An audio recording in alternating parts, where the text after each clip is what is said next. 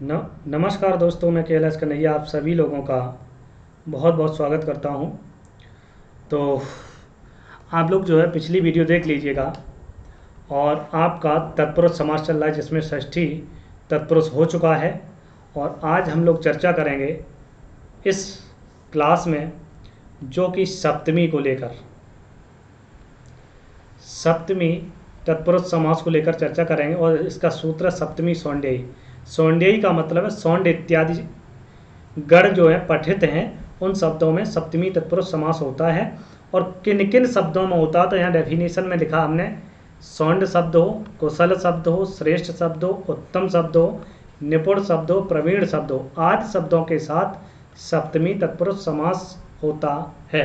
Okay, हाँ। Class अगर अच्छी लगे आपको वीडियो को लाइक शेयर कर दीजिएगा सभी लोग। ओके, अपने जितने भी हैं उनको जोड़िएगा, बताइएगा कि इस क्लास को ज्वाइन जरूर करें। ओके, हाँ। जैसे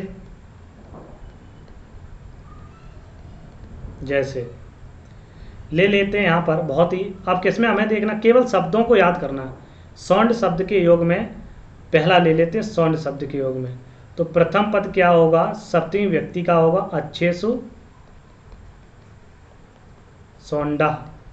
ठीक, हमने कहा कि जो पहला पद है वो मूल शब्द रहेगा। जब समास विग्रह करेंगे तो व्यक्ति आएगी और जब नहीं करेंगे समस्त पद बनेगा तो उसमें क्या होगा, मूल शब्द रहेगा। तो यहाँ मूल शब्द क्या, अक्ष, मूल शब्द क्या अक्ष, और यहाँ सौंड, इसमें कोई बदलाव नहीं है। अच्छ सौंडा क्या होगा, सप्तमी तत्पुरुष समास हो गया। क्लियर है। इसी प्रकार से कुशल शब्द में देख लीजिएगा तो कार्य कुशला बना लोगे, कार्य शब्द है, कुशल शब्द है, क्या बनेगा, बनाइए यहाँ पे। उसके बाद श्रेष्ठ शब्द है। ठीक, मुनियों में श्रेष्ठ, मुनिषु श्रेष्ठ। ठीक, अब यहाँ बनाइए, मुनि शब्द है, क्या बनेगा, यहाँ कार्य कुशला बनेगा, क्या बनेगा, कार्य कुशला बनेगा। यहाँ क्या बनेगा, मुनि श्रेष्ठा बनेगा। ठीक है, समझ गए ना, क्लियर है। ओके, डन, आगे बढ़ें। इतना नोट कर लिया सभी ने। अब हम लोग बात करेंगे उत्तम, निपुण, प्रवीण, तीन शब्द को लेकर नेक्स्ट स्लाइड में। ओके, इतनी बात सभी को समझ में आ गई। आगे बढ़ते हैं। यहाँ पर हम लोग अब बात करेंगे उत्तम और आपका निपुण शब्द की, और क्या था, प्रवीण। प्रवीण, इन तीन शब्द के योग में इस स्लाइड में डिस्कशन करेंगे। ठीक है, चलिए। जैसे बहुत ही शानदार उदाहरण है इसका, पुरुषेषु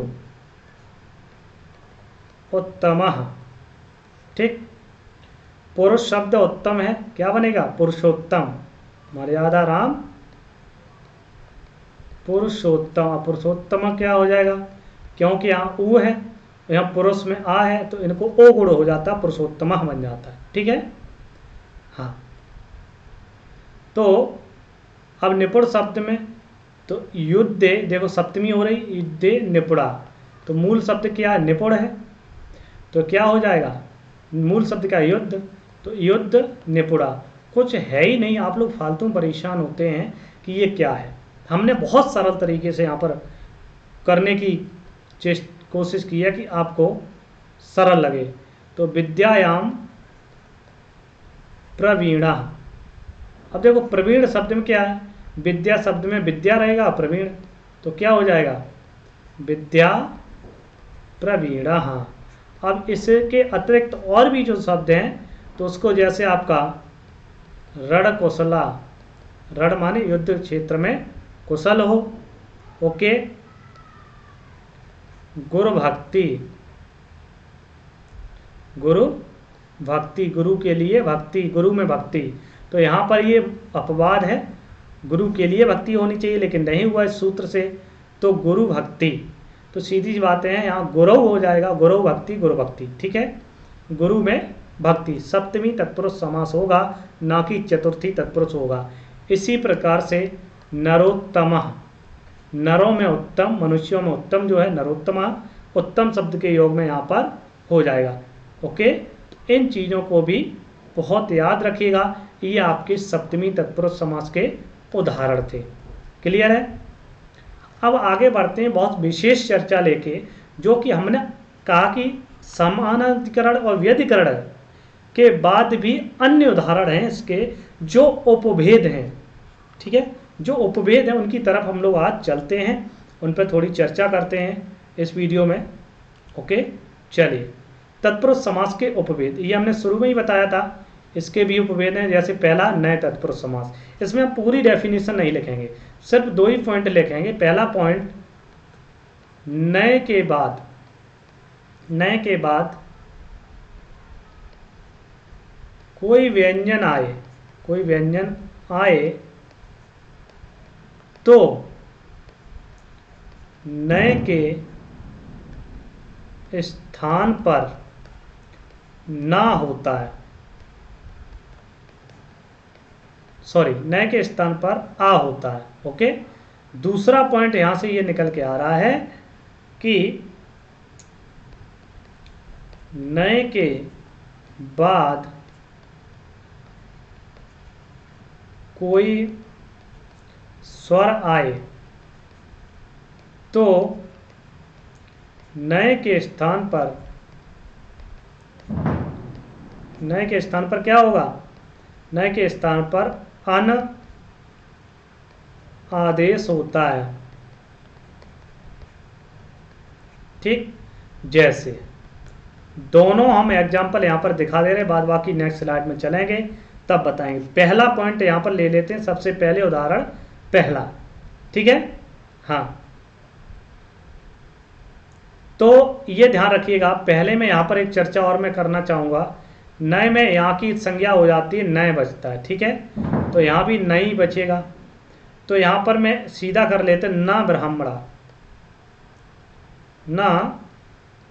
ब्राह्मणा। तो हमने कंडीशन क्या रखी है यहाँ पर, आपको मैं समझाने की कोशिश करूँगा।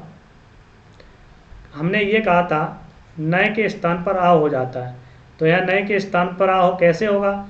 जब कोई व्यंजन हो, तो ब्राह्मण में वह व्यंजन है, तो नए के स्थान पर क्या होगा? आ हो जाएगा। तो यहाँ पर सीधा क्या बन जाएगा? आ ब्राह्मणा। ठीक है, ये कंडीशन फॉलो हो गई। पॉइंट नंबर 2 का क्या होता है? तो मैं ले लेता हूँ इसका न प्लस उक्ता। ठीक है, सेकंड नियम में कहा गया है कि यदि कोई स्वर आए तो ना के बाद ऊ स्वर है, ये क्या है? स्वर है। तो नए के स्थान पर क्या होगा? अन हो जाएगा। तो नए के स्थान पर अन हो जाएगा और ऊ मिलेगा ना से, तो अनुक्ता। ठीक, ये दोनों कंडीशन आप समझ गए। आगे हम नेक्स्ट स्लाइड में अन्य उदाहरण को देखेंगे। इतनी बात सभी को क्लियर हुई है कि नहीं हुई है? बताइए, जल्दी से बताइए, उसके बाद आगे बढ़ते हैं। समझ रहे हो ना? हाँ, चलिए, बहुत अच्छी बात है, समझ में आ रहा। ठीक है, तो आगे बढ़ते हैं। नेक्स्ट स्लाइड में हम लोग चर्चा करते हैं। ठीक, आपने 2 पॉइंट पढ़े थे, नए को आ होता है और नए को अन होता है। कंडीशन दोनों की समझ ली थी। यहाँ पर हम लोग जो चर्चा करने वाले अन्य उदाहरण की, वो देख लेते। पहले नए को देखेंगे और फिर उसके बाद अन को।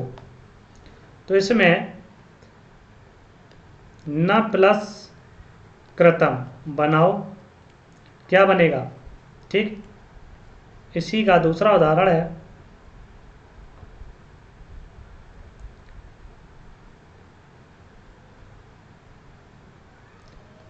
न प्लस गजा।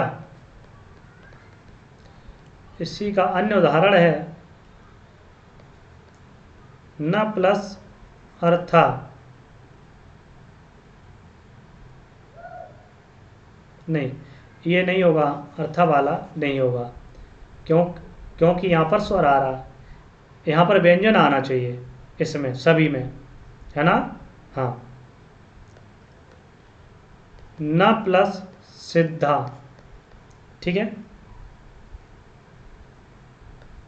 न प्लस मोघा। ये अभी नए के केवल देख रहा हूं जो आ होगा, ठीक है, समझ गया ना, क्लियर है सभी को? ओके, अब हम लोग चर्चा करेंगे इसकी, इसमें अन होगा। पहला उदाहरण ले लेते हैं, न प्लस इच्छा, क्या बनेगा?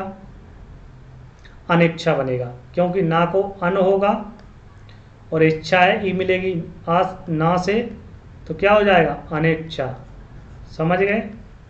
अगला उदाहरण यहाँ पर इसी का ले लेते हैं, और वो क्या रहेगा? तो न प्लस आगतम, तो क्या बनेगा? अनागतम। आपको ये थोड़ा कठिन लग रहा है, इसलिए मैं इसको समास विग्रह को मिला भी देता हूँ, उसके बाद आपको ही करना।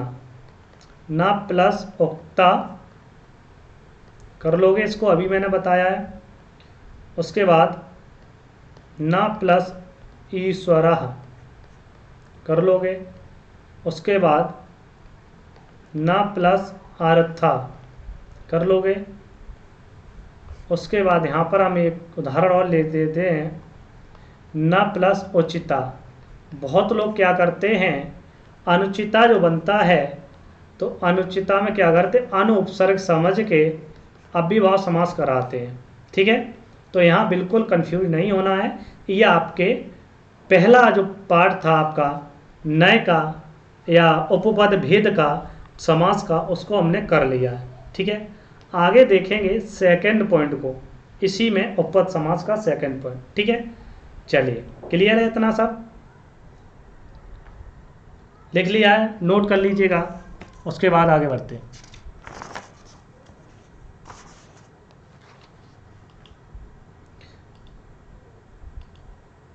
आगे देखिएगा, गति या प्रादि, प्रा माने प्रउपसर्ग, बाईस उपसर्ग, गति माने गति संज्ञा हुई हो, उनमें क्या होगा? नए तत्पुरुष समास हो जाएगा। अब इसमें क्या क्या आएगा? जैसे कु शब्द हो, उरी शब्द हो, गति संज्ञक प्रा आदि हो, प्रा माने प्रउपसर्ग आदि इत्यादि हो, उन सभी में क्या होगा? नए तत्पुरुष समास हो। और कृत्य शब्द हो, प्रा उपसर्ग कृत्य आदि शब्दों के साथ नए समास होता है। तो यहाँ पर थोड़ा देख लीजिएगा कैसे नए समास होगा इस चीज को। ओके, तो कु से पहले देख लेते हैं। कु से क्या बनेगा? कुत्सिता, बहुत ही इंपॉर्टेंट है। कुत्सिता पुत्र, इस कुत्सिका पूरे को क्या होगा? कु हो जाएगा, तो क्या बनेगा? यहाँ पुत्र शब्द है तो बन जाएगा कुपुत्र। ओके, जो पुत्र नहीं है, बुरा पुत्र है। उसके बाद बात करते हैं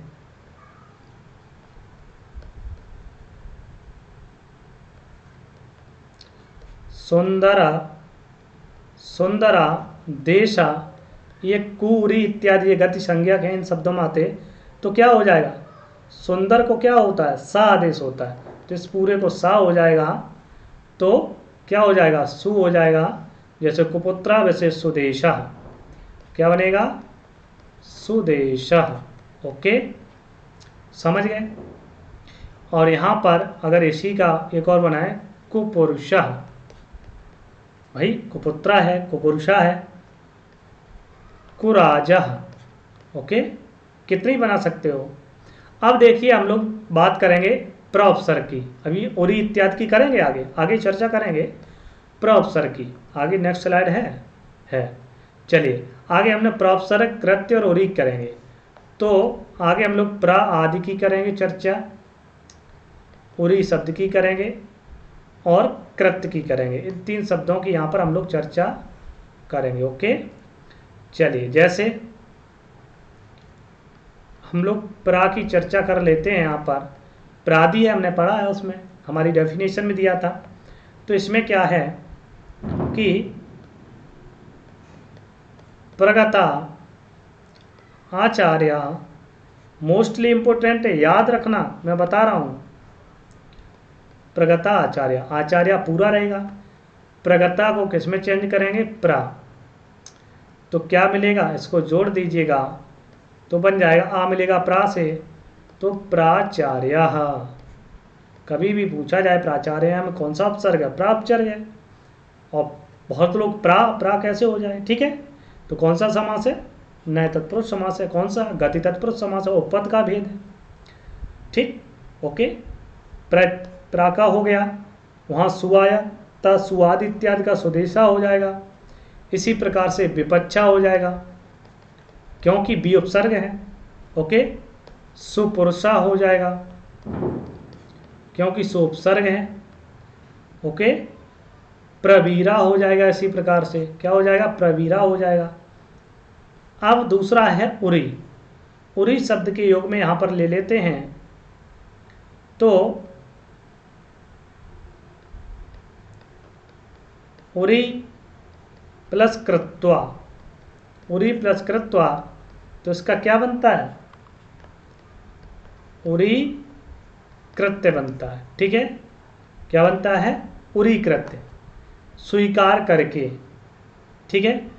इसके अन्य उदाहरण भी हैं, अपवाद भी हैं, जैसे इसको पूछा जाता है शुक्लम, शुक्लम, जब मैं क्वेश्चन कराऊंगा प्रैक्टिस है तो उसमें आएगा शुक्लम शुक्लम कृत्वा, तो इसमें एक शब्द लोप हो जाता है, केवल सिंगल बचता है शुक्लीकृत्य, ओके, ये रह जाता है।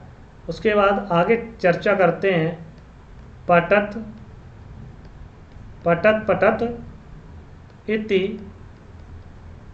कृत्वा पटपटा कृत्य, ये याद रखना, ये पूछे जाते हैं, पटपटा कृत्य, ठीक है। इनका अर्थ क्या होता है कि पटट पद इस प्रकार शब्द करके, मतलब आवाज करके, ध्वनि करके, ठीक है, तो ये पटपटा कृत्य हो जाएगा, समझ रहे हो। इन चीज़ों में आपका क्या होता है, सभी में नए प्रादि या गति तत्पुरुष समास होता है, ठीक है, समझिए, समझ में आ रहा है, क्लियर है। क्या, प्रकष्टो वीरा, जो वीर है, प्रकष्ट है, बलवान है, प्रकष्टो वीरा हो जाएगा।